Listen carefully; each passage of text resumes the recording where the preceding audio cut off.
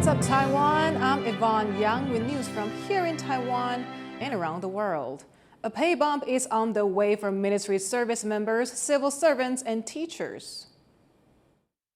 军公教人员也从今年7月调升专业加级以及主管加级各2000元，明年1月起还会再加薪4%。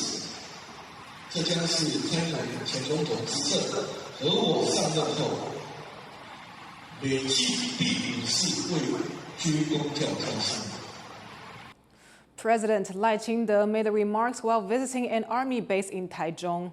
He said the pay raise recognizes the professionalism of service members while also strengthening national defense.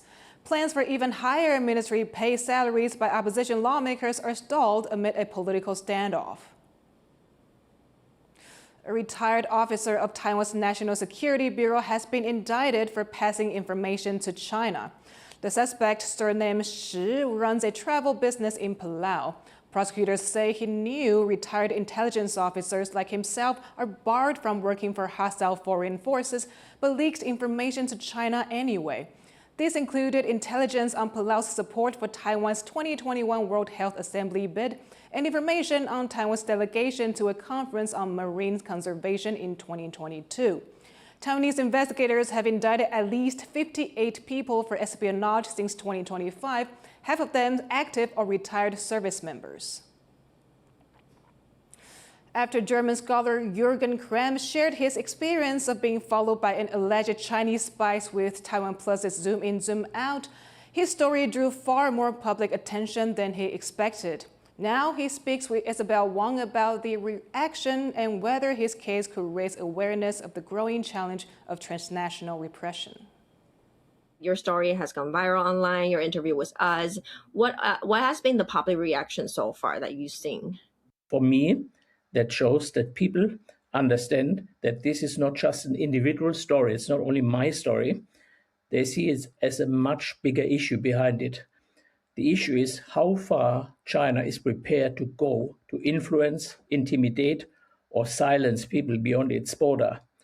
I think there is a growing awareness in Taiwan, and that shows the story, that pressure from China does not stop at Taiwan's border. It can reach into universities, even in the West, into media in Taiwan, abroad, civil societies, and private lives of individuals.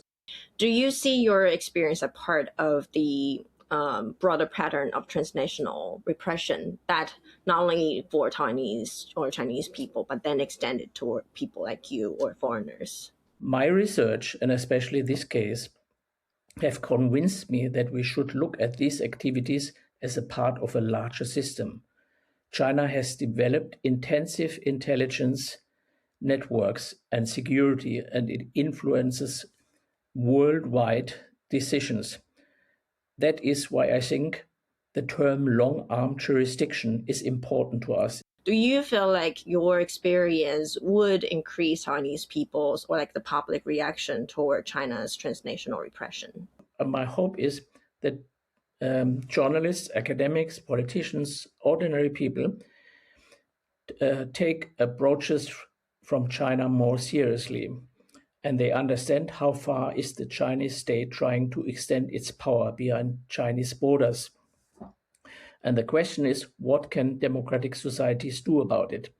I think we in the West, and the West includes Japan, South Korea, and of course Taiwan, we need more awareness about this. We have been very blind about Chinese intelligence services and their activities in the free West.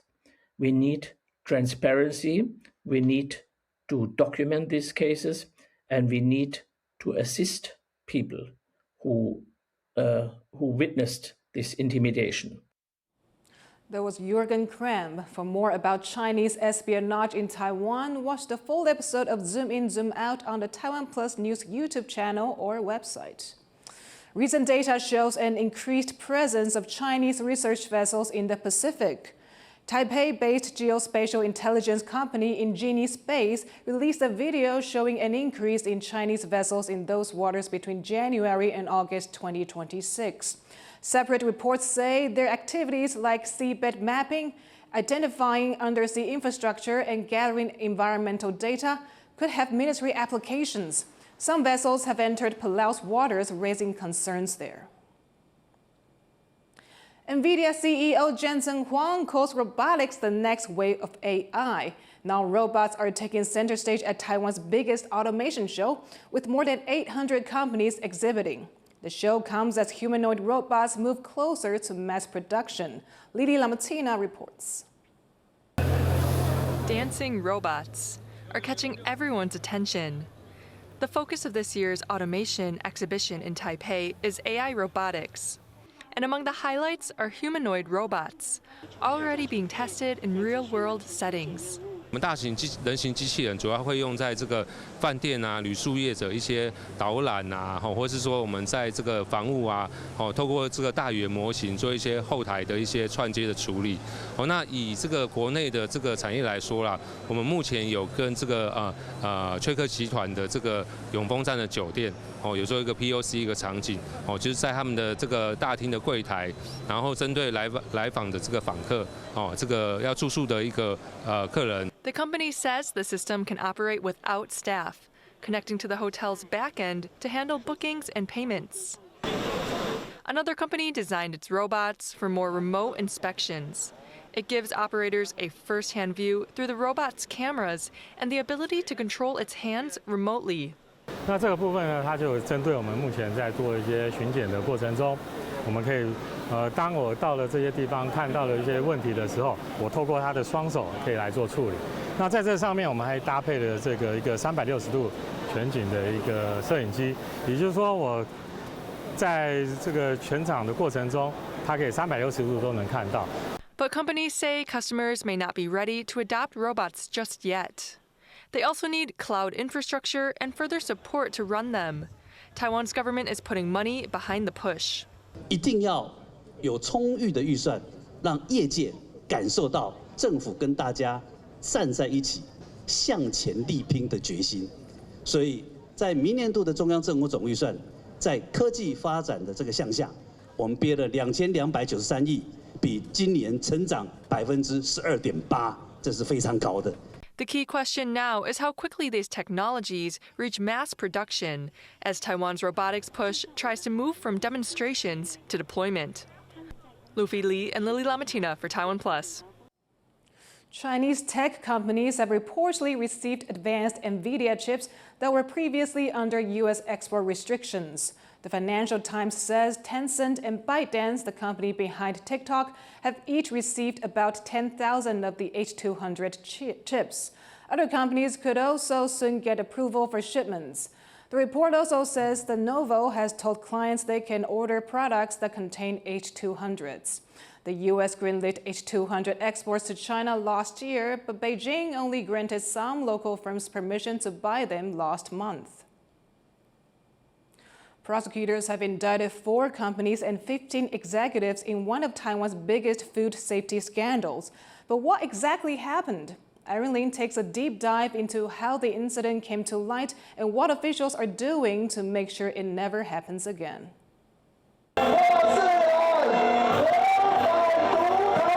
Angry protesters say they've had enough of toxic cooking oil being allowed to circulate in the market.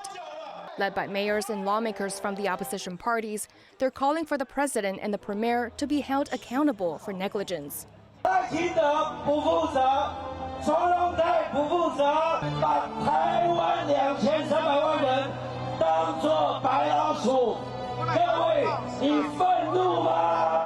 Since July, authorities have detected 1,300 metric tons of soybean cooking oil on sale in Taiwan containing a Group 1 carcinogen called benzopyrene, or BAP. 那基本上它是在高温的燃烧不完全或者是热裂解的情况之下，它所生成的一个污染物。其实，在我们的环境里面啊，平常的汽车废气啦、二手烟呐、工业上排放的一个废气，或者是有时候是食品的热加工的过程里面。 尤其是像这个高温烧烤、油煎、油炸的这样子的一个部分是比较容易产生的。 Medical experts say there's no need for panic because the human body can break down the toxin. and a small amount is unlikely to cause cancer in an average person. 苯甜皮这个东西，它本身这个化合物它不会致癌，它到我们人体体内后，被我们的肝脏代谢，才变成活性的代谢物。其实我们抽烟也是一级致癌物哦，加工肉品也是一级致癌物，不是一直吃，它是一个相对风险的概念。 But even though experts downplay the risk, that hasn't stopped the case from becoming a nationwide scandal. Politicians and protesters say they're angry that they can't trust food safety regulations or the government that's supposed to uphold them. So, how did benzopyrene get into the oil? In early April, a shipment of Brazilian soybeans arrived at the Central Union Oil Corporation's refinery in Taichung.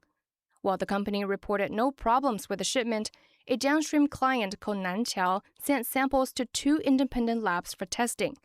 Both labs reported unacceptable levels of BAP, but Nanqiao did not alert Central Union until June.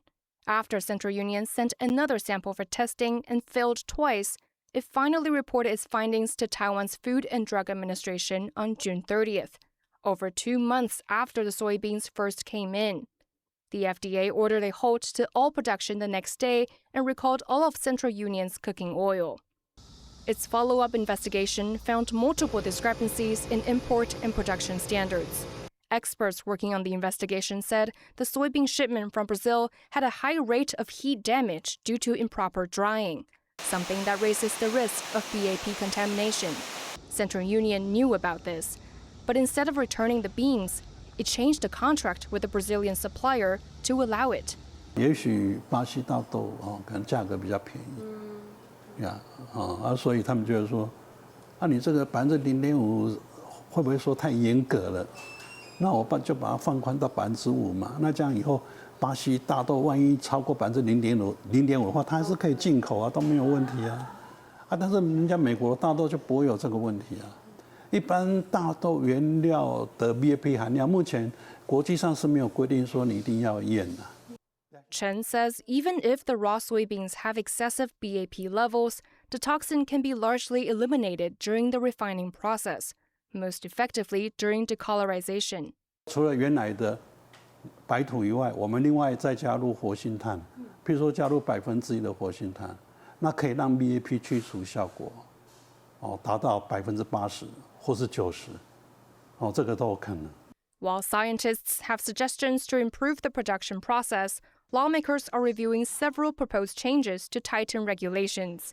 The cabinet's proposal will allow it to form a central task force in a major food safety crisis and force factories to halt all operations when risks are detected at any point of the supply chain, not just at the retail stage. It would also make producers propose regular testing schedules, either conduct testing themselves or send samples to third-party labs. Companies' own labs must also be officially approved, and problems reported to the health ministry within 24 hours of discovery. But some law experts say these measures are already implied in the existing statutes. 其实我们食安法目前其实该要有的工具其实应该都有。那这次修法，我基本上我觉得还是肯认是针对，因为它会把更多的东西能够更细致化。 可以进入业者场所进行现场抽样，我想不是应该本来就是在刚刚我讲那个法律关系之下，他们彼此之间应该可以有的，应该要有的。After 47 days of investigation, the case is finally coming to an end. Central Union has been fined over $5 million. Prosecutors in Taichung have also detained 15 executives from 4 firms involved in the case, involving Central Union and its 3 investors. But despite these repercussions and the promises for change, the scandal has left a bitter taste in the mouths of many Taiwanese as they prepare to vote in local elections this November. Devin Tsai, John Su, Scott Huang, and Irene Lin for TaiwanPlus. Thank you for watching What's Up Taiwan. Finally, we leave you with images of cyclists racing through the mountains at a bike festival in Switzerland. I'm Yvonne Yang. Take care, and I'll see you next time.